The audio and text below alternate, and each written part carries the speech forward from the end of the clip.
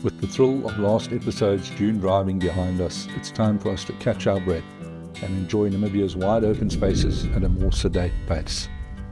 North up the coast to Swakopmund to stock up on supplies and make camp bookings with Namibia Wildlife Resorts, then east towards the heart of the Namib-Naukluft.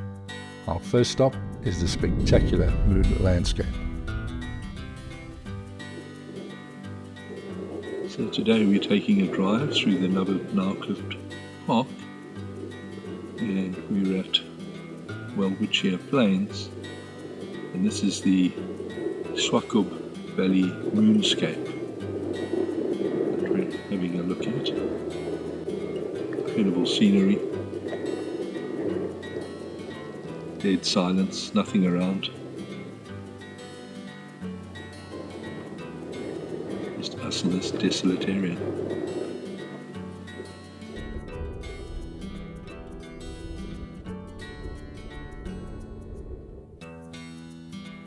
Here we've got a clear example of a black ridge of dolerite that snakes across the hills.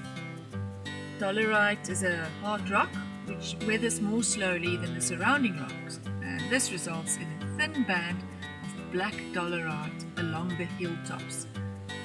It's really beautiful to see. This is a very good example. It's one of the quite rare Welwitchias. In the middle of the desert, possibly 1,000 years old.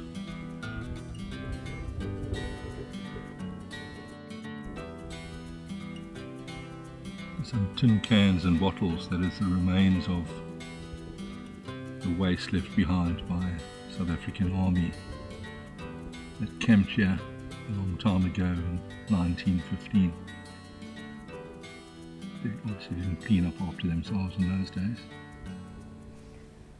From the Moonlandscape, we're making our way to Blutkuppe, our first night solo camping here in Namib-Naukluft. Named for its red-tinged granite streaks, Blutkuppe is one of the highlights in this region. It's known for the massive granite boulders and cliffs that have weathered the desert for millions of years. We can't wait to set up camp and take in our first night out here, surrounded by these ancient formations.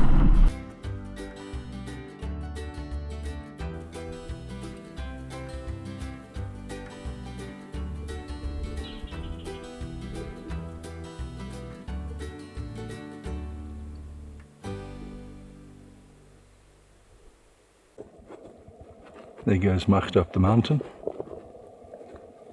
I'll stop to take a photo and have a breather. Macht in true Top Gear fashion didn't wait for me. So I need to catch up somehow. This is our campsite at Blutkuppe. This morning we're climbing up to the peak and have a look at the view.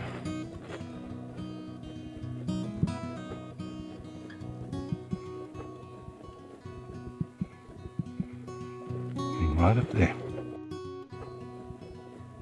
Almost at the top of Blutkuppe now. In the distance you can see mining activities. That's a uranium mine. A little bit of a blot on the landscape. I'm a firm believer in we have to give up 10% of the habitat to preserve the other 90%. That's a good deal. We have to feed the children, we need the money. We can't just look at the mountains.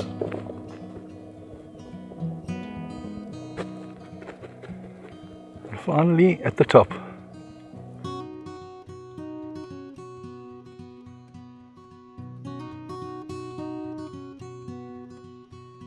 I just need to find the cable car to get back down.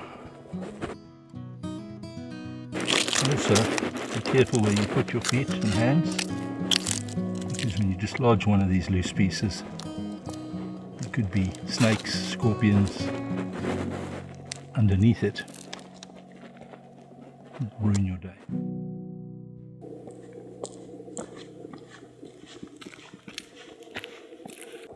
So we're in this beautiful, pristine area. And my little rant for today. The area is littered with toilet paper. More toilet paper stuck in the bushes,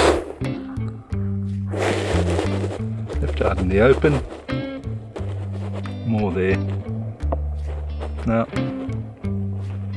there's a toilet provided just over there that you could use, but if you don't want to, that's fine. Also provided right here 3 beautiful bins. You might think toilet paper is biodegradable. Well, it is, but it requires water with the very least moisture, and there's none of that out here, so it can last for months and months and months blowing around the environment. Put in a bag, take it home, put it in the bin.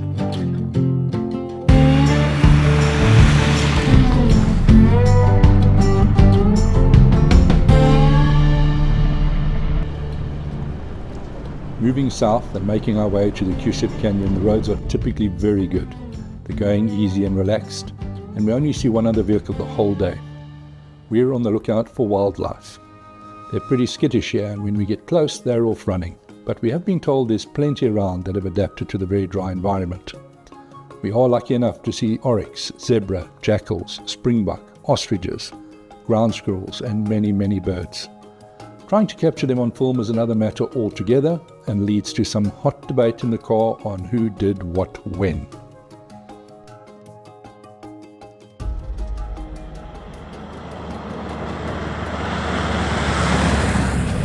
We're winding our way to Kuiseb Canyon, a place carved out over millions of years. We admire the beautiful scenery as we wind our way through the pass. It's such a unique place. As we near the top, we decide that this is the perfect spot to cook our lunch. This canyon has held back the desert sands from spilling eastward, and now is hosting us for a meal with a view.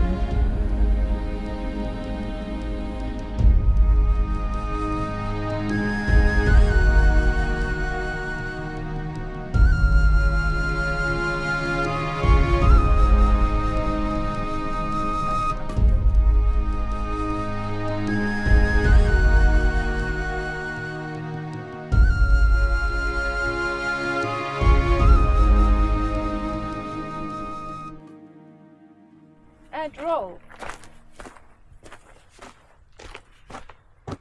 Okay, so today we're in front of the Kuiseb River Valley. We're at the top of the mountain pass. It seems like a good place to make brunch. So today we're going to have an omelette with our leftover items. Should we start that again? Cut! And today we're making an omelette with cheese, biltong, tomato. You get a bit of olive oil in. You need to add some butter. Not so easy in this breeze. You're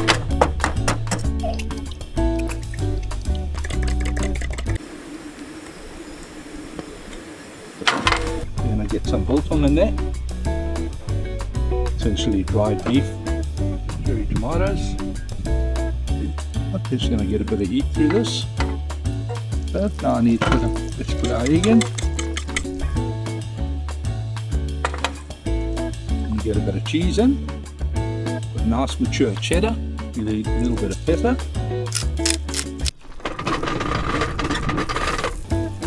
Now we can start to fold this over.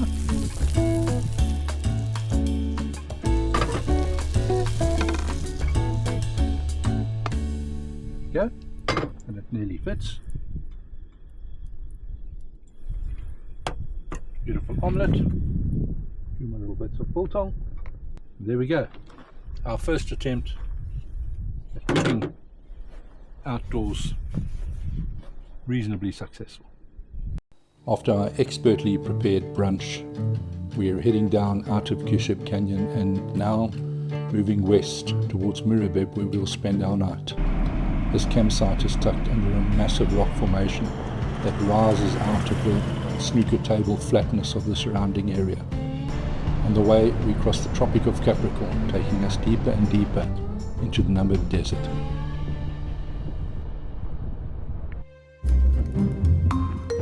So we're camping at Mirabib Campsite. Beautiful place. Unfortunately being harassed by a family of dassies or rock rabbits. Really not afraid of us and will approach very closely to within a meter and have jumped on the tables to steal scraps of food. Now they very obviously have been fed by ignorant people who camp here. Really stupid thing to do, so now they've become a pest. The only possible result is they're going to bite somebody or a child with food in its hand, and then they'll be culled. And I hope the people that feed them are very proud of what they've done.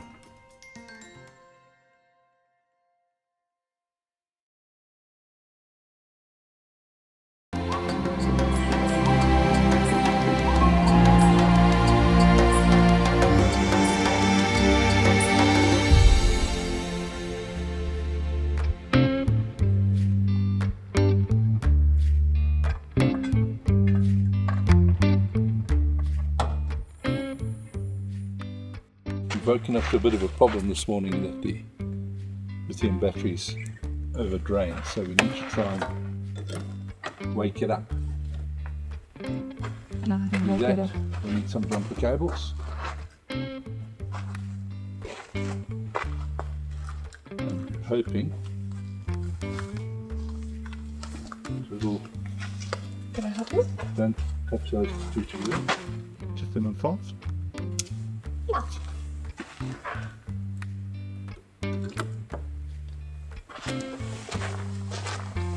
Yeah. Yeah. So what do you? Yeah, so we need to just touch these cables onto each of these terminals. In theory, that should have woken that battery up. I'll have a look at my app. If that is the case. And again.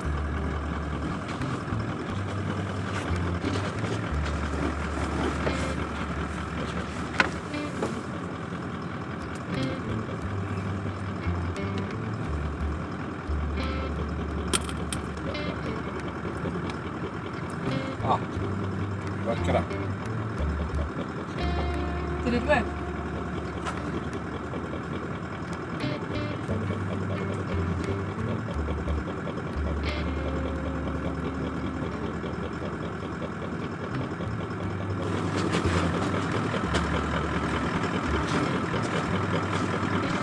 That's what we want. On the right where it says 8.7 whatever now. That means it's charging. Fantastic. Good result, Mr. Johnson. Not sure what day it is. In our loose track here. Once we're in the car, phone's charging, we'll see. But we had a fantastic evening. Slept up rocks, literally. Went to bed quite early, and yeah, up for the next day's adventure. Dave just had to jump start the lithium battery because it was drained when we woke up this morning. It does charge through the solar panels as well as through the car's alternator. It sometimes you can drain it. Luckily, there's a backup system to restart it with the jumper cables. So basically we're just packing up now and then we'll be on our way. Now bring these a bit closer. You want to make sure that you've got a good set of jumper cables with you. Thick cables, not those thin little ones that are cheap in supermarkets. You want to go to a proper automotive store and get a thick jumper cable so that you can get a proper current flowing through it. You want 40 or 50 amps or 60 amps to flow through it. It can't do that on a small cable, and it can't do that for very long. If it does do it on a small cable, it might melt out. And you want to make sure you've got good quality, strong grips on it. Something like that. When I pack my jumper cables away, cable tie them, clip off the ends. I don't leave this lying around at the campsite for other people to have to look at, my waste. Take it with you. Every little bit of dirt. Take it out with you.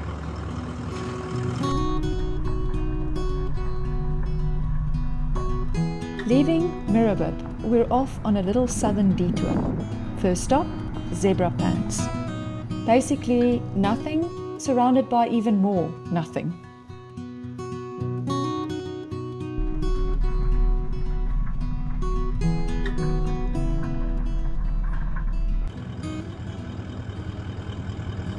And we're at Zebra Pan this morning. Miles and miles of nothing. Certainly no zebras. We have the remains of an old windmill here at Zebra Pan.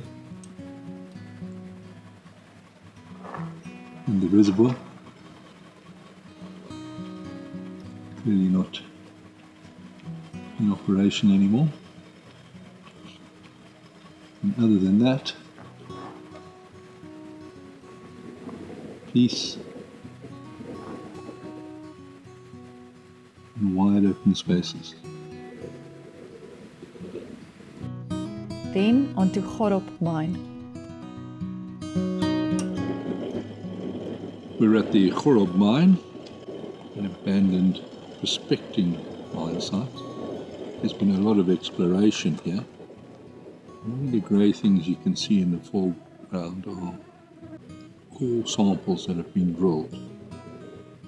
And no mine is opened here. There's been a lot of exploration here. It seems like mining might start in the next few years. You can see a light green tinge in the rock here. I think might be indicating presence of copper. Here in some of the exploration pits that have been dug, more evidence of the green tinged rock as they've dug their way looking for the copper deposits. And what would you build on a mine so far away from the other buildings? Yep, inside there is a long drop. Look at that. Talk about a loo with a view. It's got a rate amongst the top as well. Some of the remains of buildings on the exploration site. Some dating back to when the Germans first started exploring here in 1900.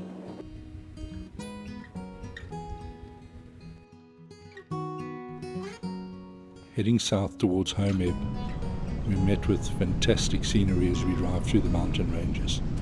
These sharp, craggy cliffs, magnificent in the blue skylight of the morning. As we approach the river, in the distance we start to see glimpses of the red sand dunes we'd become so familiar with in the previous episode.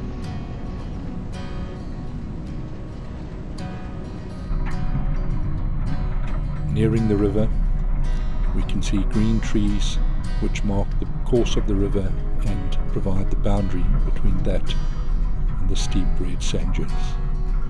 After exiting the mountain range, passing by the river, with the dunes are now left, we head further west into absolute nothingness, and nothingness is always an inspiration for lunch.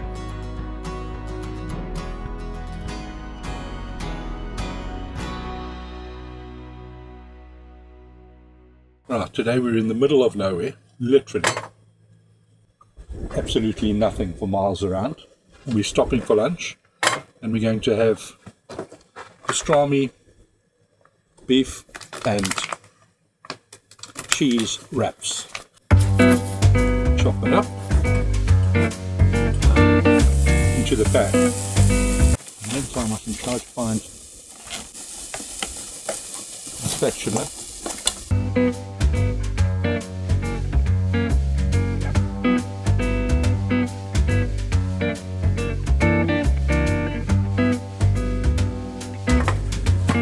Give it another flip.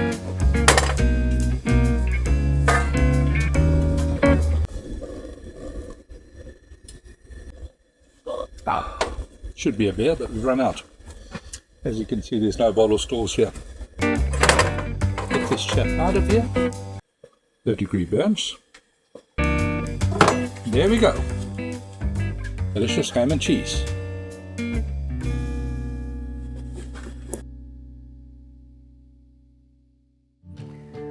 After an excellent lunch in the middle of nowhere, we're heading to the last campsite of this part of the trip. Our last night will be spent at the Vogelfederberg Campsite, and it's our final evening beneath the vast, star-filled desert skies before we head back to Walvis Bay.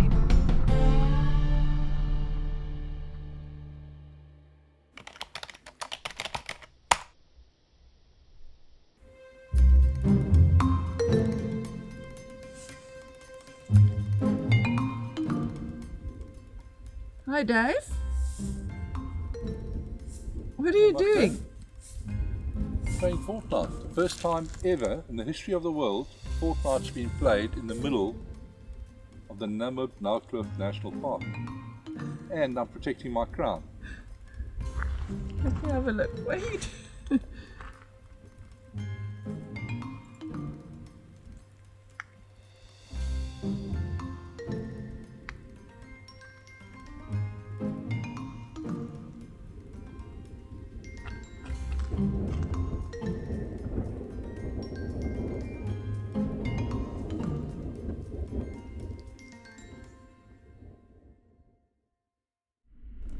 This part of the journey through the Namib-Naukluft National Park has been unforgettable.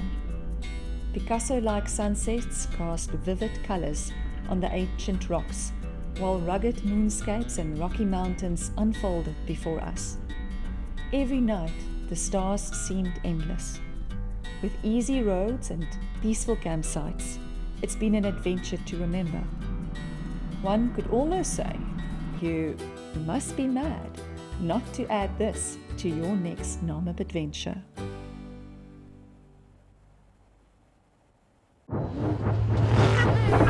did it! Stay on the road. Okay.